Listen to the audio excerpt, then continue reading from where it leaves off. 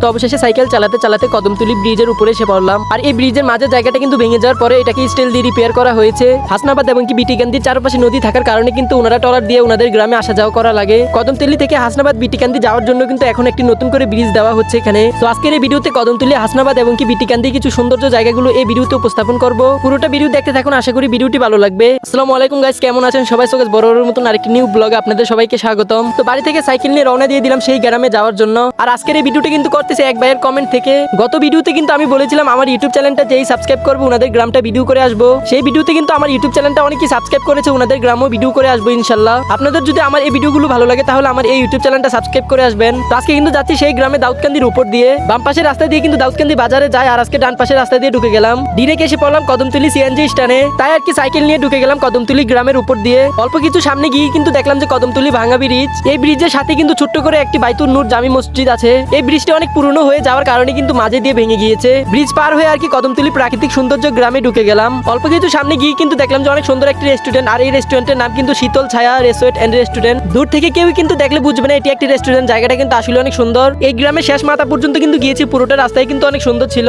অনেকক্ষণ পরে কিন্তু রাস্তার সাথে একটি মাদ্রাসা দেখলাম, আর এই মাদ্রাসার নাম কিন্তু কদমতলী মহসিনিয়া কওমি মাদ্রাসা। সেই মাদ্রাসার অল্প সামনে কিন্তু অনেক পুরনো একটি ইটভাটা দেখলাম। ইটভাটার সামনে জায়গাটা কিন্তু ডেজার্ট দিয়ে বরট করা হচ্ছে। এই গ্রামে কিন্তু বেশিরভাগই বালুর ডেজার্ট গুলো একটু বেশি দেখেছি। আর এটা কিন্তু কদমতলীর ঈদগাহ মাঠ। এই ঈদগাহ মাঠের সাথে কিন্তু একটি কবরস্থান দেওয়া হয়েছে এখানে। সেখান থেকে আর কি উঠে গিয়েছিলাম ছোট্ট একটি ব্রিজের উপরে। আর এই ব্রিজের উপরে কিন্তু আমার অনেকজন ফ্যান ফলোয়ার্স পেয়ে গেলাম। তো ওনাদের সাথে আর কি কিছুক্ষণ কথাবার্তা বলে সাইকেল নিয়ে রওনা দিয়ে দিলাম আরেক জায়গায় যাওয়ার জন্য। তো অবশেষে কিন্তু এসে পড়েছি কদমতলী ঘাট সিএনজি স্ট্যান্ডে। এখানে আর কি আস্তে আস্তে ট্রলারটা চলে গিয়েছে, তার কারণে কিন্তু এখানে প্রায় 30 মিনিট বসা লাগবে আমার। এই নদীর এই পাশটা কিন্তু কদমতলী পড়েছে, আর ব্রিজের ওই পাশে কিন্তু হাসনাবাদ বিটিকান্দি। এই নদীগুলো যত সময় যাচ্ছে ততই কিন্তু নদী ভাঙ্গন বেশি হচ্ছে। এই নদীটা কিন্তু গুমতি নদীর সাথে যুক্ত হওয়ার কারণে এখানেও পানির অনেক স্রোত থাকে। এই পার থেকে লুক নিয়ে কিন্তু ওই পার থেকে অনেকগুলো লুক নিয়ে এসেছে। এই নদীটিতে কিন্তু আসা যাওয়া করার জন্য এখানে শুধু একটি মাত্রই ট্রলার আছে। এর কারণে কিন্তু প্রত্যেকটা ট্রলারে প্রচুর পরিমাণে লুক হয়। তো সব লুক নামার পরে কিন্তু তারপরে সাইকেল নিয়ে আমিও ট্রলারে উঠে গেলাম। সাইকেল নিয়ে ছোট্ট এই ট্রলার জার্নিটি কিন্তু আমার কাছে খুবই ভালো লাগে। যারা কিনা প্রবাস থেকে নিজ গ্রামের ভিডিওটা দেখতেছেন, ভিডিওটা ভালো লাগলে শেয়ার করে দিবেন। তো এই পারে এসে সাইকেল নিয়ে ট্রলার থেকে নেমে গেলাম।